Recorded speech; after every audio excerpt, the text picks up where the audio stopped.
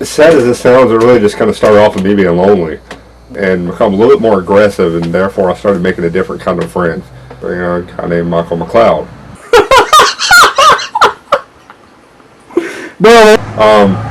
He picked on me constantly. I mean, I couldn't stand him.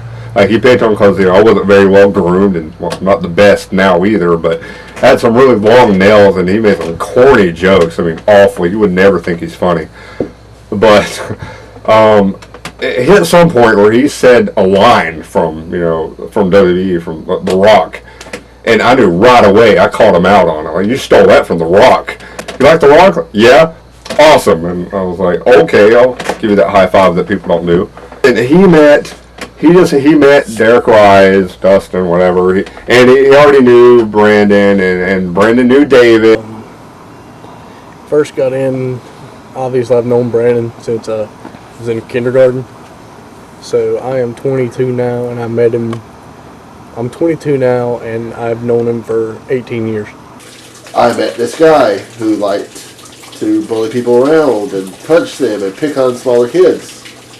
His name was Mike McCloud. Yeah, Mike was pretty much a bully, but he was one of those people, I guess, so for most of my life, I was pretty much a shy, quiet kid.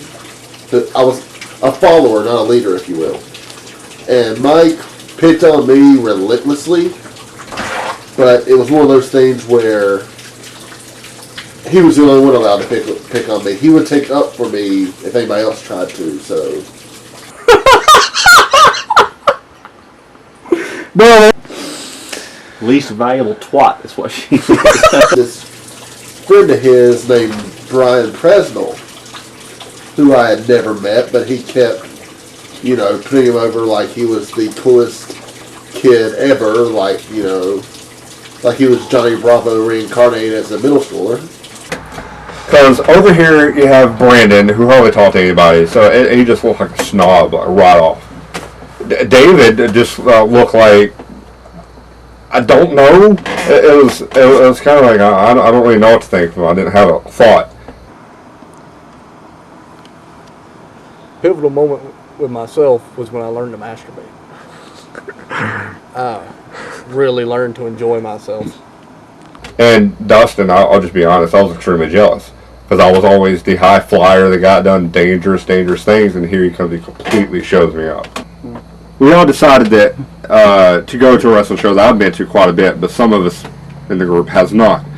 So, hey, let's go watch ECCW, Extreme Coastal Championship Wrestling. So we decided to go to this one show for the first time as a group, instead of just one or two of us. And we all naturally got in the front row-ish, and thought to ourselves, hey, you know, it'd be great, I dare you to go and talk to one of the wrestlers and ask if you can wrestle and all this other stuff. So Nacho said, sure, I'll do it, but after the show, because we all thought we could just take it, like, right off when you get in there and have better matches than people on the show. So after the show, I went up to someone and said, hey, I really want to wrestle. I was wanting to know if I can get like a tryout or something. They gave me a shot. First thing I did was try to impress people. I took powerbomb splashes, and then they just gave us a number. We helped take down the ring, and like a few weeks later, we were training Tuesday and Thursdays. And 2 weeks, you know, seriously, 2 weeks, we got our first match. Our first match, we go out there after, like I said, our trainer made us try to do this match every single training the whole time. It was a ECCW survival match. Probably the most nerve-wracked I've ever been. So many butterflies going out there and then actually doing it. Because I remember prior to the event, actually, we had to have went through that match. Abel made us go over every single thing. Everything. We had to do it at least, I'd say, 20 times before the show and in front of the whole locker room. So that was nerve-wracking. And then Abel is the special guest referee. The next thing I hear, ladies and gentlemen, your special guest referee for this match, Abel Adams. was very interesting being trained by Ale because he was a perfectionist in a lot of ways, where he'd make you do a clothesline over and over and over and over and over until you got absolutely perfect, and then he'd make you do it 10 more times just to amuse himself. And here he is, our big, bulky, rhino-looking trainer, comes in there, and we're thinking, oh no. Like I say, he's intimidating. I've always seen him, and he was great at what he done, and still does. One time, I actually stopped for like 3 months because I just couldn't take the emotional part of it. I was always a very sensitive person, and he's always been a very tough trainer, and now I see why. There's times where he'll chew me out. There's some times where I'll tuck my tail between my legs a little bit because of it. But ultimately, though, we treat each other more like equals nowadays. He's still interested in things I have to say. He actually said one time on my old MySpace profile that he learned a lot of stuff from us as well as we learned from him, which meant a ton to me coming from him. Brandon, going to Sir James Hancock, tried to do a British gimmick and do something a little different, which was very different, for us. And he was doing okay. He was very, very timid, and he hadn't trained nearly as long as us. His first match, I think, was a Battle Royal. Don't hold me to that, but I'm pretty sure. And then David comes in. David's always been very out there. He doesn't really care much what people think about him at all. I think what's the most important thing to him is entertaining. Some people think the more important thing is to wrestle. Therefore, he hadn't had a lot of training time with us, but he knew about just as much as we have because we're friends. We can't help to talk about that kind of thing. So when I learn something, I tell him stuff. And he decided he's going to be as entertaining as he can be as a Princess Bubbles. A name that was randomly generated backstage at a show. Awesome. He used to dye his hair every color. Change it, the style, every day. He would just... It's almost like he put on a different set of hair that just happened to be real. And he'll have a mohawk one day. Then he'll have a little bitty, it looked like his hair sticking out in pincushions. And then he did the mohawk like that one time. He just did wonderfully with this gimmick. And I don't care. I've always been entertainment first, wrestle second. And I know it's very, very controversial. But they're there to be entertained. It was just I think it was just simple jealousy, honestly, that, worked hard, trained, blah, blah, and then here comes someone who does a great gimmick and entertains, and they just got pushed a little bit quicker to do certain things, get more face time. And I can understand the jealousy, but as a wrestler, it's your job to make sure you stick out. And I think if one guy is doing this, sticking out, that should up you and make you better, not feel envious of that guy. Controversial.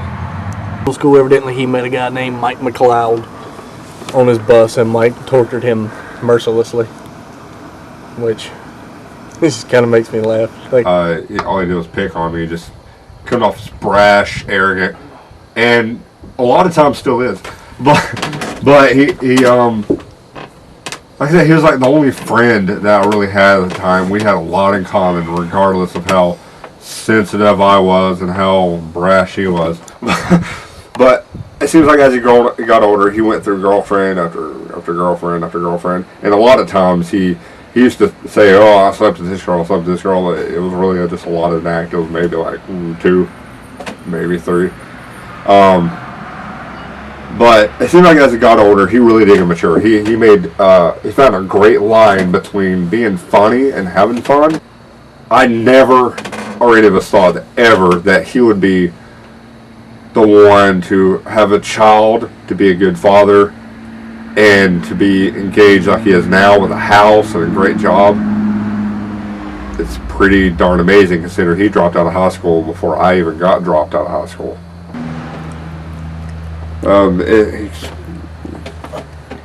He's really different, but I love him now more than I ever loved back then. He is like one of the people I don't consider my best friend. He really is one of my brothers. First met Brandon, I tried over and over and over just to get him to talk to me, and he wouldn't. So, hey man, we can hang out. No. I thought I had a few things in common, including having to deal with Michael, and he just would not unravel.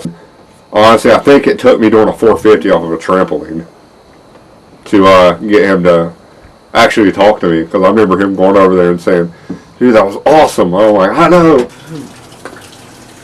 It took me a while to become really good friends with Brian, but I'm actually really glad I did. So I think out of all of the Goonies, as far as when you take out wrestling, if you take out wrestling from everybody, me and Brian would have the most in common. I have the most in common with Brian as far as opposed to everybody else. My biggest problem with Brian has always been a lot of times he can get really negative, and he tends. I think sometimes he gets annoyed when people don't agree with him or people agree with against him, because I know a lot of times people like maybe Mike or Dust or Mike or Brett will kind of counteract his opinion just to try to push his buttons. So I think he gets defensive a lot of times when people don't agree with him. But I know a lot of times, like if we're at a wrestling show that we're just, like say we go to WrestleMania, like when we went to WrestleMania 25, there were a couple of things that I actually really liked that Brian kind of just scoffed and did the whole, well, that's stupid thing towards. And the only problem is that's kind of a clash with my personality, because I usually have a really upbeat, happy-go-lucky personality. So I guess we've clashed probably a few times over that, but not nearly as bad as I have with certain other negative people, Brett, and he has with certain other people, Mike, Brett, and hello, Precious. We used to be a tag team. Yes, we did. He wasn't as naturally talented as us in the beginning. He really grew into himself, and he became one of the most charismatic in the ring, and really knows his stuff. He's got psychology down really well. They just had this period in time, though, that he really beat himself up constantly, put way too much pressure on himself. But he's lightened up. He's got in great shape. Like, he got that chubby period in the middle, but he's really got himself in good shape, and he's doing really well. He's the only one of us to be a heavyweight champion. could be wrong on that, but that's not what I know of. We're recording again. Cut flat. Didn't think he was that fat back then, but damn. It was like disgusting. He's like, really? Brandon, come on. I mean, granted, he looks a whole lot better now than he did back then. It's like, dang. Alright, so you did eat yourself out of the group. Cut flat. Personally, we're much better. We became. Thing is about Brandon, it's annoying because we'll be together. We'll be like tight knit for like a couple minutes, but then I'll go like weeks without hearing from him, seeing him. Then we're like right back together, and we're like, hey, we're finding Dandy. He's even telling me about, excuse that. Golden, baby, that's golden. You know, not ever seeing him or talking to him, to see him every day. Now it's like, you know, every other day maybe we talk to each other. We see each other on the weekends now because we wrestle on the same shows. It's a good balance now, but honestly, it's about like that for everyone except maybe a few people. You know, it's not so much great, but things are pretty great between him and I. He's still doing school. He's finally going to stick with his English major, which he's good at. You know, it's something he loves, and you know, maybe one day he can do a minor in, you know, Charlie Brown studies. Everything about my beginnings with the Goonies. I met the Goonies July 15th, 2006 in Hendersonville, North Carolina. Blue Ridge Mall. It was the first brawl in the mall. The very first thing I saw, my first experience of Southern wrestling, because I was born and raised in Michigan. My first experience was seeing BJ and Rocky teaming up against Rock and Country, and said, I've already figured out the difference between wrestling in the South and wrestling in the North. More tattoos and fewer